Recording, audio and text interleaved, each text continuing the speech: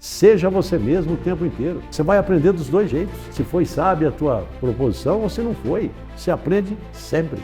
Mas é um termo muito perigoso, o tal de querer agradar a todos. Ninguém agrada a todos. Nem o maior de todos, quando esteve aqui, curando doenças, mostrando amor a todos. E uma parcela queria vê-lo morto. Você é uma centelha divina. O potencial seu é igual de toda criatura. Esse é o politicamente correto. Aí você não sabe se ele é seguidor do Criador ou do anticristo. Você não sabe. Por quê? Porque não tem verdade exposta. Ele camufla. Aos omissos, aos indiferentes, esses eu os cuspirei pela boca.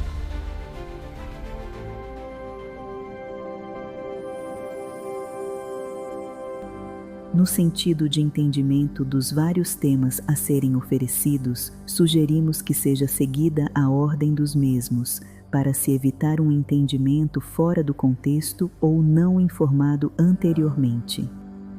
Olá pessoal, sejam muito bem-vindos ao nosso bate-papo filosófico. E o tema de hoje, ter existência própria. A primeira pergunta, o que leva as pessoas a não colocarem as suas verdades pessoais, João? Bem, a gente pode analisar por vários aspectos, né? Por que as pessoas não se colocam? Se a gente analisar do ponto de vista psicológico, poderá ser um complexo de inferioridade muito forte. Pode ser um conjunto de elementos traumáticos que, no decorrer da vida, teve muita força sobre a personalidade da pessoa. Pode ser por vários aspectos. Mas sempre ligado a uma coisa, que é fundamental. Que é a manifestação daquilo que cada um é. Não é? Cada um tem uma forma, cada um tem um estilo, cada um tem uma procura, cada um tem uma necessidade. Essa colocação, quando ela não ocorre, é porque falta um fatorzinho aí que é fundamental. É a coragem de ele mesmo se reconhecer como parte do todo. Porque nós estamos num plano muito relativo, não é? Um plano de consciência ainda muito restrita, né? E aí o que ocorre? Muitas pessoas, talvez devido a esses complexos, traumas, o que seja, elas têm medo de serem ridicularizadas ou não aceitas pelo meio. Ou talvez a pressão que o meio poderá impor sobre elas após uma colocação que na forma dela fere alguma coisa aí da mente coletiva, vários aspectos. Mas é o fator coragem. Ainda não existe nesse ser a coragem suficiente para ele manifestar o que ele é, o que ele realmente é. E por sermos um mundo de diferentes e diferenças, eu acho que a beleza está exatamente aí, nessas diferenças. Formas diferentes de pensar, razões diferentes, razões que levam a lógicas totalmente diferentes de um para o outro. Isso enriquece a todos. Porque em cada colocação, quando a pessoa tem essa, vamos chamar de predisposição, de manifestar aquilo que ele reconhece como verdade pessoal, às vezes isso nos ajuda muito, porque ele poderá trazer à tona um ponto que é desconhecido para mim ou está obscuro. Ele estava escondidinho e eu nunca o levei em conta numa razão, ou se levei de forma inconsciente, e isso nos ajuda a todos. O exemplo de uns poderá nos enriquecer e o exemplo de outros poderá até nos levar a uma compreensão. A pessoa ainda pensa assim, mas é a verdade dele. O importante é ele ser o que ele é, manifestar o que ele é. E fugir desses chamados comparativos, né? Porque tristemente, pelo menos na minha forma de ver, o pior processo comparativo existente é quando colocam algo, a proposição de alguém, em comparação com aquilo que a mente coletiva está impondo. Que deseja que ele faça, né? Isso, e pressiona para fazer. Não só querem que ele faça aquilo. A mente coletiva pressiona para que ele faça, impõe medo, impõe esse arquétipo, que é o arquétipo mais pesado, mais forte do plano, mais intenso, né? Então, o fator coragem ele é um elemento preponderante aí, no sentido da pessoa se manifestar, né? Contar com palavras, com ações, seja o que for, o que ele realmente é. Porque, só como um fechamento, Porque é nesse momento que isso ocorre, quando ele começa a manifestar aquilo que ele é, que ele começa a entender a liberdade de ser. Sem isso, ele não é livre, ele está preso. E, portanto, não tem felicidade, não tem existência própria. É uma situação difícil, né? Difícil. Porque sempre está ligado a algo que mostra a sua fraqueza. João, essa timidez, ela tem a ver com o que o ser carrega de essência, de construção psicológica ou não? Você usou até um termo que, se me permite fazer uma colocação. A timidez é patologia. É patológico. Mas eu não estou me referindo aqui especificamente à timidez, e sim à não manifestação daquilo que ele é. Você fala é diferente? Eu falo, um é patológico. Não só no campo da psicologia, ele é reconhecido, tipo, né? Vamos dar um tipo aqui, um processo traumático, violento. Um dia ele se manifestou no meio com relação a algo que para ele era o correto, e o meio gerou uma pressão inimaginável sobre ele, e aquilo marcou. Hoje, qualquer coisa que se relaciona àquilo é o gatilho. Ele não vai falar, ele não vai se expor. Mas se nós voltarmos ao ponto realmente de não manifestar o que ele é, está mais relacionado à falta de coragem. E aí, essa falta de coragem, ela está diretamente ligada, implícita, àquilo que ele é. Conjunto que o forma. Talvez ainda um conjunto pobre, que não dá a ele um nível de convicção tão grande, onde essa coragem seja proporcional a essa convicção que ele tenha. Aí é um caso mais triste, né? Porque não é que ele não quer, ele não consegue. Por não ser, não pode. E João, então, por que esse medo que a pessoa tem de não ser agradável, ou de repente não ser... Por que existe esse medo? A pessoa não quer ser politicamente correta, ou deseja só andar nessa linha do politicamente correto? Então, eu acho que está me dando a oportunidade de fazer uma colocação que talvez não agrade muitas pessoas, né? É um termo muito usado, que vocês colocaram, politicamente correto. Para mim, é um indivíduo que pretende ser politicamente correto, ele já parte de um pressuposto que ele admira e persegue a hipocrisia. É um hipócrita. Hipócrita. Porque ele não quer falar a verdade, que para ele é verdade. Não. Ele quer agradar o outro. Independente se essa colocação que ele irá fazer ou se colocar, isso contraria tudo aquilo que ele acredita. Então, o termo politicamente correto, eu vejo hoje nos jornais, principalmente na televisão, é um termo muito usado e talvez não tenha percebido o nível de hipocrisia que significa isso. Nós não queremos ninguém politicamente correto, nós queremos alguém verdadeiro. Aquele que não interessa se você concorda ou não com ele está expondo aquilo que ele acredita, então isso tem uma importância vital, porque é a verdade dele. E aí você conhece, na realidade, que ele é assim. E claro, ele vai mudar um dia, você também, eu, todos nós. Mas olha que importante, ele ser verdadeiro. Aí a gente volta à primeira pergunta, ele manifestar o que ele é. Então, muito cuidado com esses termos que hoje tem pessoas... Antigamente a gente usava uma outra frase. A gente dizia o seguinte, que são aqueles que querem agradar Deus e o diabo ao mesmo tempo. Esse é o politicamente correto. Aí você não sabe se ele é seguidor do Criador ou do anticristo, você não sabe. Por quê? Porque não tem verdade exposta. Ele camufla. Ele coloca um rosto angelical na sua frente para representá-lo. Mas a gente não sabe o que está atrás dessa figura, dessa estampa, né? A gente não sabe. Portanto, ele não carrega a verdade dele. Ele não tem existência própria. O que, me desculpe aqui, usar um termo que talvez nem devesse. O que é muito comum hoje na política, isso. Na política é muito comum. O indivíduo diz que concorda com algo e daí 5 minutos ele faz exatamente o contrário. Por quê? Ele vai fazer aquilo que está dentro dele. É o centrão, né? Vocês entendem? Quando você diz eu não concordo com isso, você não concorda em você praticar aquilo. O que é perfeito. E o outro poderá concordar em praticar aquilo, mas sem usar de subterfúgios. Não é querer ser igual ao outro, seria imposição também. Eu quero que todos pensem como eu, de jeito nenhum. Quanto mais diferentes houverem com suas colocações, mais a gente se enriquece. Você aprende. Você ensina e aprende Desculpe, ao mesmo tempo, até temos um quadrinho ali na frente que está escrito lá, lugar para ensinar e aprender. E você aprende quando ensina. É interessante isso, não? É interessante. Mas é um termo muito perigoso, Tiago, muito perigoso. É o tal de querer agradar a todos. Ninguém agrada a todos. Ninguém agrada a todos. Nem o maior de todos, quando esteve aqui, um ser que veio para fazer, só nos ajudar em tudo, né? No caminho, curando doenças, mostrando amor a todos. E uma parcela queria vê-lo morto. Não suportava a bondade. Isso. E por que não suportava essa bondade dele? Muito bem colocada. Por uma única razão. É aí que está o âmago da coisa. Se você admira alguém, cabe a você imitá-lo a partir desse instante.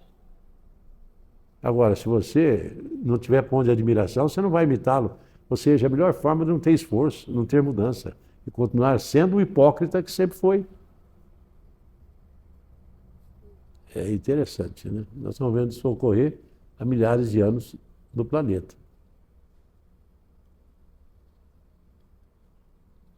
E quem não consegue admirar, cai para o outro lado, né, João? Se não tem elementos de admiração, é aquele cidadão que só critica as coisas, onde vê aquilo que não é virtuoso em todo mundo. Por que ele faz isso? Por essa razão que acabamos de colocar. Só por isso. Porque ao você reconhecer virtudes em todos vocês, cada um com a sua virtudezinha, ou com a sua grande virtude, não sei. Na hora que você reconhece a virtude, por ter reconhecido, é que dentro de você já é um ponto de atenção. Você já está ligado a essas virtudes. E você quer incorporá-las. Ao contrário da crítica, né? Não concordo com isso, não concordo. Por mais divergente que seja a razão, por mais que essa lógica não caiba para você, é a dele, é a razão dele, todos têm razão, cada um a sua. E é na análise da razão dele que eu descobri a lógica que ele conseguiu ter para estabelecer essa razão, que poderá mostrar se a minha razão leva em conta todos esses elementos ou não. Sempre, pessoal, o ouvir é tão importante. O ver não é enxergar, é ver. Não é escutar, é ouvir. Quando você usa esses sentidos, você vai buscar no âmago o que está escrito em cada ação. E você fala, puxa vida, ele tem razão. Porque o que ele está fazendo está contemplando isso e aquilo que a minha colocação não contemplou. Você aprendeu com ele, com a experiência dele. Você não precisa passar a experiência que ele passou para integrar isso. Eu diria até que é um processo mais inteligente, não é? É mais inteligente que o processo do reconhecimento. E se é alguém que ainda estrutura algo dentro de uma razão pobre, olha que privilégio você está tendo de utilidade, em poder fazer com ele o que o outro estava fazendo com você. Mostrar a ele elementos que talvez ele ainda também não tenha se apercebido. E agora, com a sua explanação, ele também poderá integrar. Então, olha que troço maravilhoso. Ao você ter existência própria, ao você manifestar a verdade que para você se tornou lógica, você ensina e aprende. Porque se ela for rica, está ensinando um monte de gente, muitas pessoas. E se ela for pobre, todos te ajudarão com mais elementos que você não tem. Em qualquer um dos casos, você foi útil. Com você e com os demais. Voltamos à primeira pergunta. Por isso que a coragem nessa hora de mostrar quem você é realmente, eu diria que é um ato de sabedoria. Não precisa se ocupar vendo se os outros vão gostar, se vão te aplaudir, porque aí mostra só níveis de complexo que você tem, que é fazer por troca, da necessidade da troca. Eu faço isso para eles fazerem aquilo. Não. Faça aquilo pelo dever de fazer, só isso. Porque é o que você acredita, é a tua ponto de convicção. Não se preocupe com a torcida. Não se preocupe com a torcida. Depois que você marcar o gol, todos vão aplaudir. Até aqueles que estão pedindo a tua substituição. É verdade. Não é? Só seguir o coração, né, João? É só seguir o coração. É o sentir, né, pessoal? Sempre falamos dele. Siga aquilo que o sentir te conta. É verdadeiro. Ô, João, a gente estava comentando agora há pouco da mente comum, né, dessa pressão da sociedade. Que força que ela exerce, assim, qual que é a magnitude dessa força, dessa pressão que essa mente comum exerce? Eu diria para você que eu diria para você, sem risco de dúvida, talvez seja uma das maiores pressões a que o ser humano está submetido. Porque a gente fala em mente coletiva de uma forma muito ampla, em mente comum, né? Não, mas tem a mente comum que é gerada dentro da casa do indivíduo, né? Entre pai, mãe e filhos, que é gerado daquele círculo mais próximo da família, que é gerado no bairro, na cidade, no país.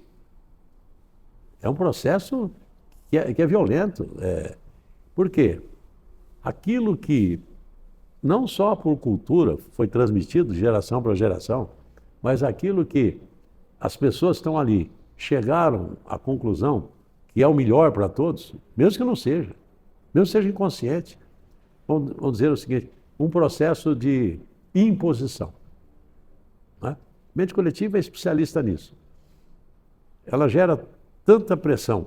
Claro, tem um grupo que tem interesse naquilo. Sempre tem o causador. Para tudo tem um causador. Quem está manipulando. Que manipula. Então, eu vou dar um exemplo que chega a ser até estúpido, mas vamos supor que alguém faz parte de um grupo que tem poder ligado a poder material, poder de informação, vários tipos de poder, tá? Tem poder. E aí ele quer, numa empresa dele, numa indústria dele, fabricar um produto, né, para que seja vendido para a população. Qual a estratégia? Primeiro, ele vai usar todos os elementos que ele tem para induzir as pessoas a acreditarem que falta algo que eles estão precisando muito, com determinadas características. Quando isso estiver bem enfronhado dentro, até com propaganda subliminar, quando estiver bem enfronhado na sociedade, ele lança o produto. Ó, tudo que vocês estavam precisando está aqui, conseguimos fabricar. Ele não percebeu que tanto você não precisa daquilo que viveu a vida inteira sem precisar daquilo. Você foi induzido. E aí que a mente coletiva é um caso a ser analisado mesmo de perto. E foi usado a mídia, foi usado isso, tal. Só que chega num ponto que a submissão, chama submissão isso, a vontade de outrem, é tão grande que se amanhã você não comprar esse produto que eu estou, não só no exemplo colocado, o teu vizinho fala, mas você ainda não usa isso? Você ainda não tem isso? Ou seja, o próprio elemento que foi induzido, ele passa a induzir o outro. Chega a ser ridículo do ponto de vista, né? Vocês estão percebendo? Chega a ser ridículo do ponto de vista de lógica. É como aquele caso que a psicologia estuda, né? A moça foi sequestrada, e aí, dentro dela, pelo medo de ser morta pelo sequestrador, ela fica enamorada do sequestrador.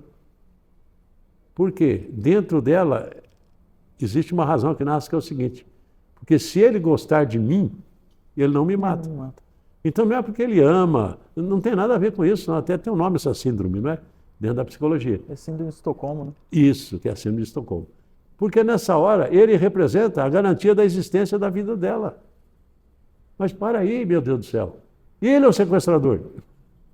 Vamos trazer para o nosso exemplo. Isso aqui foi induzido para você adquirir.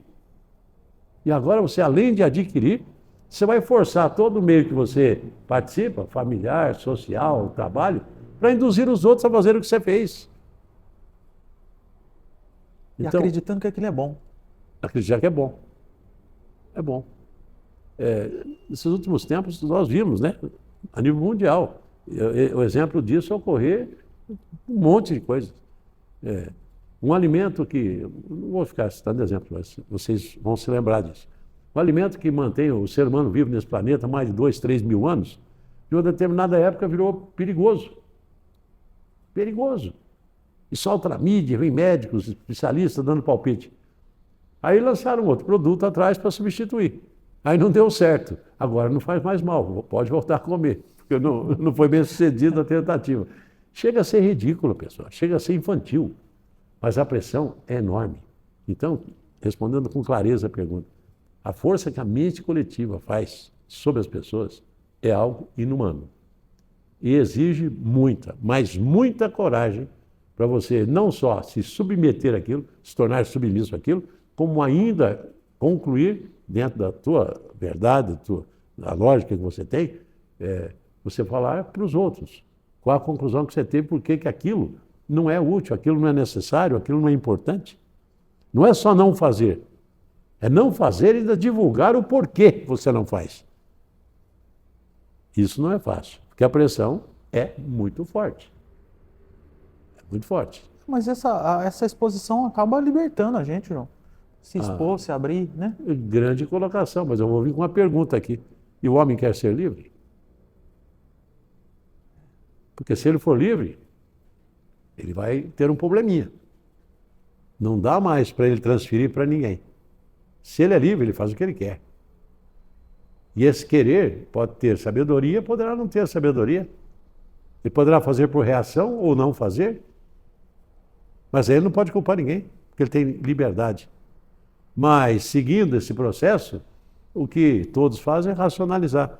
Mas eu não queria fazer, mas eu fui obrigado a fazer. Mas quem te obrigou? Quem te obrigou? Não, é porque o quê? Quem te obrigou? Foi a sociedade que me obrigou, mas você podia ter dito não. E por que você não disse? Porque todos iam ficar contra mim. Falta de coragem. Você vê que a gente volta sempre ao ponto. O ponto sempre está na gente, pessoal. A gente quer transferir, quer se identificar com outras pessoas. Não vá por esse caminho do politicamente correto. Vá pelo caminho de ser verdadeiro o tempo inteiro. Seja verdadeiro. Ninguém aqui está fazendo medida nem comparação do que grau de sabedoria a tua verdade tem, não. Seja você mesmo o tempo inteiro. Você vai aprender dos dois jeitos. Se foi sábia a tua proposição ou se não foi. Você aprende sempre. Agora, se você não fizer isso, você fica na omissão. E a omissão vai te mantê-lo na submissão, porque tem a pressão. E você perde existência própria. Outra prisão. Prisão. De toda a ordem. Esse tema é perigoso, viu, Tiago? É perigoso porque ele pega o ponto central da ação do ser humano no dia a dia, de tudo. Pergunte para alguém, por que você está cortando o cabelo desse jeito hoje? Não, porque todo mundo está cortando. Por que você fez uma... hoje? Tatuagem. Não, porque todo mundo está fazendo. Quem que é esse todo mundo? Que necessidade você tem de se tornar, como ele disse, igual a todo mundo? Mas não é todo mundo, porque se você não fizer e eu não fizermos, não é mais todo mundo. É todo mundo menos nós dois. Aí tem mais 4 ali. Não, eles estão melhor. Não é mais 2, é menos 6, menos 10, menos 20, menos... Aí você descobre que é uma parcela que inventou isso e quer que todo mundo siga. Eu não sou contra ele fazer. O que eu não vou aceitar é ele impor para mim fazer. O direito dele é dele. É dele. Isso é existência própria. Não querer que o outro imponha nada em você, mas você também não se entrar nessa proposição de você impor para o outro. Né? Porque aí é uma avenida de mão única. Né? Não, tem que ser os dois lados. Nem eu te imponho para você ser livre, nem você me impõe para mim ser livre. Será que o ser humano quer isso? Não sei. Essa pergunta não tenho a menor ideia da resposta. A resposta eu acho que tem que vir de cada um, né, João?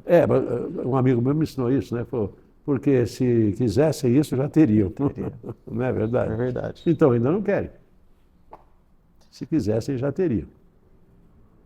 Então, como nós devemos sempre nos expor, né, colocar a nossa verdade, o que ocorre se a gente não fizer isso, quando a gente não se expõe? Quando a gente não se expõe, não tem existência própria, nós estamos em omissão. E na omissão, nem você aprende, nem você se torna útil no sentido de ensinar e de ajudar alguém. Você não se torna um exemplo a ser seguido porque você não seguiu. Você estacionou, parou. Esse processo, normalmente, eu vou dar uma figura que talvez não seja entendida. É a função daquele que é uma pedra que está colocada numa rua, onde todos andam. Ela não se movimenta. Mas a maioria das pessoas que ao passarem por ali e baterem na pedra vão se machucar. O que ela está fazendo? Nada. Mas ela está exatamente colocada no meio de um trajeto onde todos terão que passar. Vira um gerador de sofrimento. É um gerador de sofrimento. E para ela também não traz prazer. Sofrimento para ela. Para ela também. Então, quebrem esse conceito de eu não fiz de medo de errar. Não, isso não existe. Você tem que fazer. E se vai acertar ou errar, isso é quem faz que tem essa oportunidade. E vai sempre ganhar alguma coisa, vai aprender alguma coisa. Porque se eu fiz algo sem sabedoria, e o resultado não foi aquele que eu queria, na próxima vez meu vigiar não, daquele jeito não dá certo, vou por um outro caminho. Eu aprendi. E os que viram eu fazendo errado, eu não vou fazer daquele jeito, porque olha lá o que aconteceu com ele. Você ensina a todos, você aprende e ensina os outros. Mas dentro da submissão, nem ensina e nem aprende. É só uma pedra no meio do caminho. Aliás, tem uma frase no Evangelho muito interessante. Aos omissos, aos indiferentes, esses eu os cuspirei pela boca. Por quê? Porque não tem verbo, não tem ação. Perde utilidade. Perdeu a utilidade, exatamente. Tem que ter verbo, pessoal. Tudo tem que ser acionado. Ninguém está fazendo comparativo de grau de sabedoria da ação ou grau de sabedoria da proposição. Porque se fosse fazer isso, para existir o elemento comparativo, qual seria o elemento referencial? Para nós podermos dizer que aqui tem mais ou menos sabedoria. É comparativamente a quê? Ou a quem? Para aí. Nós estamos todos num processo ainda relativo. Eu não posso falar, não, mas o meu grau de entendimento em relação ao dele é maior ou menor. Eu não sei o grau de conhecimento dele, só vou descobrir pela ação dele. E ainda corro um risco muito grande, que muita gente não olha. E se ele se manifestou dessa forma, não com o conhecimento que ele já tem, mas com a forma que ele utilizou, só para me dar utilidade? Está segurando. E aí, como fica? E se eu for analisar profundamente, ele está quilômetros na minha frente. Ele descobriu o meu limite, se coloca dentro de uma necessidade que para ele não existe, ele se coloca para me dar utilidade. Olha o processo comparativo, que ele é perigoso quando você entra em valores. Eu posso comparar com coisas do relativo daqui, porque é relativo versus relativo. É o julgamento, né? É julgamento. Por isso que está lá quantas vezes no Evangelho não julgar. São pontos diferentes, né? Eu acho que não são tratados no dia a dia, ou, talvez por não gostarem do assunto, ou por alguma razão, mas são pontos que não são tratados devidamente. E isso leva as pessoas a se manterem numa omissão, numa submissão, dentro de um programa pré-estabelecido, imposto, se tornando, um termo que eu nem gostaria de usar, mas devo usá-lo, como se fosse gado, e não percebem. E não percebem. Isso chega a ser triste, não? Chega a ser triste. Porque olha o potencial que existe dentro de cada um. O potencial que o Criador deu. Ele está onipresente dentro de cada um. Nós estamos diminuindo o potencial que ele nos ofereceu desde o início. Antes de nós pedirmos, ele já nos deu tudo. Será que nós paramos para olhar para isso? Não. A gente se limita, ainda não tem coragem de fazer, mas para aí. Você é capaz. Você é uma centelha divina. O potencial seu é igual de toda criatura. Ninguém é maior nem menor que ninguém. Você pode ter mais consciência nesse espaço-tempo do que outros, isso pode. Mas é comparativamente dentro desse espaço-tempo. E no outro? Eu não sei o degrau que você vai. Num outro espaço-tempo, esse grau de conhecimento seu pode estar num degrau que eu não consigo nem enxergar. Ou o seu estar lá, não sei. Então, pessoal, é um cuidado muito grande. Tenha existência própria. Não precise ir para julgamento. E acredite em você. Tem aquela frase daquele famoso filósofo, né? Você é o que você pensa. Você é o que você pensa. Pelo teu pensamento que você ordenou. É lá que está a lógica daquilo que você é em conhecimento. E essa lógica que se apresenta na tua ação. É o que manifesta. É o que manifesta. Pô, João, tua ação não foi boa? Mas tudo bem. Na próxima eu vou levar em conta elementos que eu não levei nessa e vai ser melhor.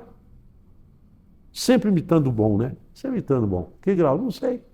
Não preciso saber que grau. Desde que eu me permita a cada dia enxergar um novo ponto, um novo degrau. Em cada coisinha que seja. Eu acho que é por aí, Tiago. É um assunto complexo esse. Hein? As perguntas aqui a gente já esgotou as que a gente bom, tinha né? Porque é um assunto colocado. que ninguém gosta. Né? Ou pelo menos a maioria, né? Globalizar. A maioria não gosta. Isso gera dentro da gente um vigiar para a ação enorme. E acabam as justificativas, as racionalizações, né? As omissões. E coloca o trabalho onde ele tem que estar, né? Que é dentro, né? Dentro. Não. Como dizia esse amigo, falou que o homem ele gosta de desafiar tudo aí fora. Mas ele mesmo não gosta de se desafiar. Desafiar outro é fácil, né? Mas e eu me desafiar? Hoje eu venho até aqui? Não, mas amanhã eu quero estar aqui. No outro dia nesse outro degrau. Mas olha o esforço para você chegar nisso. Não, isso aí eu não quero. É a tal da porta larga, né? Porta larga. Mas é isso, Thiago. Bom, mais alguma pergunta? O pessoal tá aí, Fique à quietinho vontade. hoje. Hoje resolveu ficar quieto, João. É o tempo, né? É o tempo. Tá tudo certo? Se tiverem, fiquem à vontade. Uma colocação sobre o tema. Bom, finalizando, João. Então, agradecer a todos aí, né? Por mais essa oportunidade que estão nos dando, né? Então, muito obrigado, pessoal, por estar acompanhando a gente até hoje. Hoje o nosso 22º tema já, né? Muito obrigado mesmo de coração a todos que têm acompanhado, têm assistido, né? Deixe o seu like para ajudar a gente a continuar produzindo conteúdo aí. Tá gratificante para a gente, né? Não sei para vocês, mas para a gente tá muito gratificante. Se inscreva no canal e pode participar colocando comentários aí que a gente vai ter o prazer de responder a todos. Tá? Muito obrigado e fiquem com Deus. Muito obrigado.